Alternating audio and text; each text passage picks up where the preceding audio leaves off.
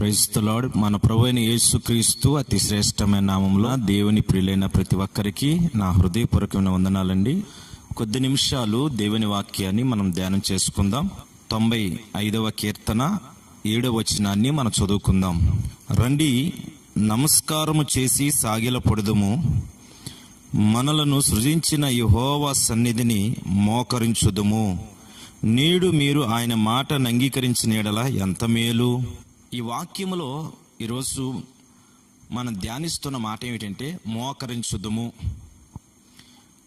మోకరించుట అనే పదానికి ఆత్మీయ అర్థాలు మనం ఆలోచన చేస్తే విధేయత చూపుట, దేవుణ్ణి సన్మానించుట, మన జీవితాలని సంపూర్ణంగా ప్రభువుకి అప్పగించుకోవడం. మోకరించుట అంటే కూర్చోవడం లేవడం లేకపోతే మోకాళ్ళ మీద ఉండడం లేవడం అని కాదు అర్థం. ప్రభు నిన్ను సృష్టించిన సృష్టికర్త అనేది నువ్వు గ్రహించి, ఈ లోకములు ఏ మేలు పొందాలన్నా ఆయన వలనే జరుగుతుందని నువ్వు గ్రహించి, ఆయనకు వేరుగా ఉండి నేను ఏమీ సాధించలేను అనే విషయాన్ని కూడా వాక్యం ద్వారా నువ్వు గ్రహించి, ఆయనను నువ్వు హత్తుకున్న వ్యక్తిగా ఉండాలి.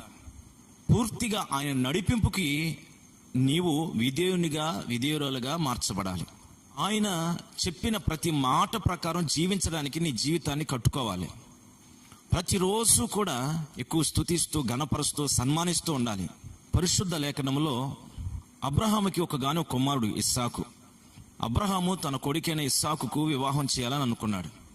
అప్పుడు తన ఇంటిలో ఉన్న పెద్ద దాసుడిని ఎలియాజరుని పిలిచి ఆ విషయాన్ని తన పెద్దదాసుని చెప్పి, నా బంధువుల యొద్దకు వెళ్ళి నా కొడుకుకి సరిపోయిన ఒక చక్కటి పిల్లలను తీసుకుని రావాలని చెప్పి, వెళుతున్న మార్గంలో నేను ఆరాధిస్తున్న దేవుడు నీకు ముందుగా ఆయన దూతను పంపి కార్యం సఫలపరుస్తాడు, వెళ్ళు అని చెప్పాడు.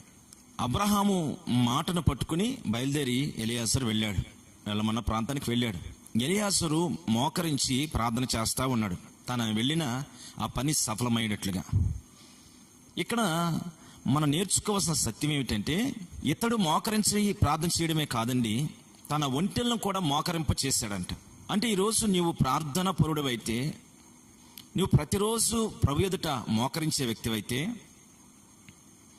ప్రభు మీద ఆనుకుని ప్రభు వలన మేలు పొందాలని ప్రతిరోజు దేవుని సన్నిధిలో మోకరిస్తూ దేవుని మీద ఆనుకుని దేవుని మేలు కొరకు కనిపెడుతున్న వ్యక్తివైతే, దేవుడు తప్పకుండా నీ మీద ఉన్న అభిషేకాన్ని నీ కుటుంబంలోని వ్యక్తుల మీద కూడా పంపిస్తాడు.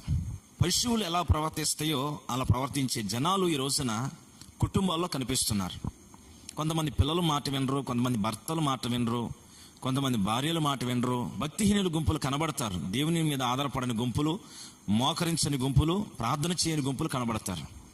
వీరందరూ కూడా నీతో కలిసి మోకరించి ప్రార్థనలో నీతో కూడా ఐక్యపడాలంటే తప్పకుండా మొదట నీవు మోకరించాలి. నీవు ప్రభు సన్నిధిలో సంపూర్ణమైన ప్రార్థన అనుభవంలోనూ నిలిచి ఉండాలి. అప్పుడు నీతో కూడా ఉన్న వారందరూ కూడా నీతో ఐక్యపడతారు.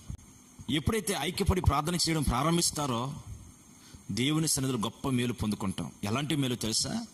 ఎలియాజరు ప్రార్థన చేసి ముగించక ముందే రెబ్కా కడవెత్తుకుని ఆ బావి దగ్గరికి వచ్చింది. ప్రార్థన చాలించక ముందే సమాధానం వచ్చింది. ఈరోజు ప్రియ దేవుని బిడ్డలారా, మొదట ఒక క్రైస్తవురాలుగా నువ్వు నడుము బిగించుకుని జీవితాన్ని దేవునికి అప్పగించుకుని, దేవుని మీద విశ్వాసం ఉంచి, దేవుని యొక్క సంపూర్ణ నడిపింపుకు అప్పగించుకుని ప్రభు సన్నిధిలో మోకరించి ప్రార్థన చేయడం నువ్వు అలవాటు చేసుకుంటే క్రమముగా ఆటోమేటిక్గా నీ కుటుంబం అంతా కట్టబడుతుంది. భయంకరమైన జంతు స్వభావాలు కలిగిన వ్యక్తులందరూ కూడా మారుతారు. నా భర్త తాగుబోతండి, నా భర్త వ్యసనంలో ఉన్నాడండి, నా పిల్లలు నా మాట వినట్లేదండి, నా చేయి దాటిపోయారండి అని కలవరపడుతున్నావు కదా, ఆ కలవరాలన్నిటి నుంచి కూడా నువ్వు విడుదల పొందుతావు. మోకరించు దేవుని సన్నిధిలో. తప్పకుండా నా దేవుడు ప్రార్థన చాలించక ముందే నా దేవునికి సమాధానం ఇస్తాడు.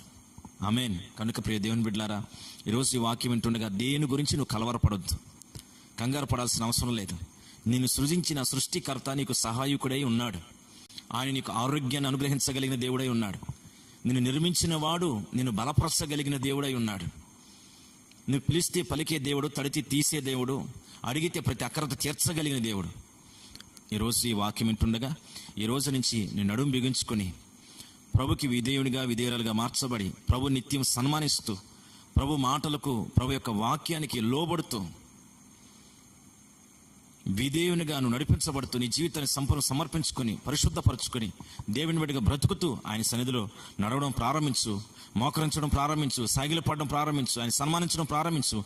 నా దేవుడు నిశ్చయముగా నీ మీద నీ కుటుంబం మీద కృప చూపి నీవు చేసిన ప్రార్థన ముగించక ముందే నా దేవుడు నీకు జవాబిచ్చి ఆశీర్వదించునుగాక. ఆమేన్. ఈ వాక్యాన్ని దేవుడు మన వెనుకలో స్థిరపరిచి ఆశీర్వదించునుగాక. తలల వంచండి, ప్రార్థన చేసుకుందాం. ప్రేమగల తండ్రి, ప్రభువా నీకు స్తోత్రం నాయనా. అద్భుతాలు చేసే గొప్ప దేవుడు ప్రభువా నీకు స్తోత్రం. నీ సన్నిధిలో మోకరించుట ద్వారా పొందే గొప్ప ఆశీర్వాదాల గురించి మీరు ఈరోజు మాట్లాడుతూ వచ్చారు. విన్న ఈ మాటలు బిడ్డల జీవితాల్లో వెనుకల్లో స్థిరపరిచి ఆశీర్వకరంగా మీరు మార్చమని ప్రార్థన చేస్తున్నాను. మోకరించగలిగిన కృపను, ధన్యతను, భాగ్యాన్ని బిడ్డలకు అనుగ్రహించి ఆ ప్రార్థన అభిషేకం చేత మీరు నింపండి. మారని వ్యక్తులు మార్పు చెందేటట్లుగా కార్యం జరిగించు. కుటుంబాలు కట్టబడాలి, మేలు పొందుకోవాలి. ఏ అవసరతల నిమిత్తం ఎదుట మోకరిస్తున్న బిడ్డల కార్యాలన్నిటి మీరు సఫలపరిచి ప్రార్థన ముగించక ముందే ఒక అద్భుతాన్ని చేసి మహిమా ఘనత ప్రభావాలు మీరు పొందుకునమని యేసు పరిశుద్ధ నామంలో ప్రార్థన చేసి స్తుతించి వేడుచున్నాం పరమ తండ్రి. ఆమేన్.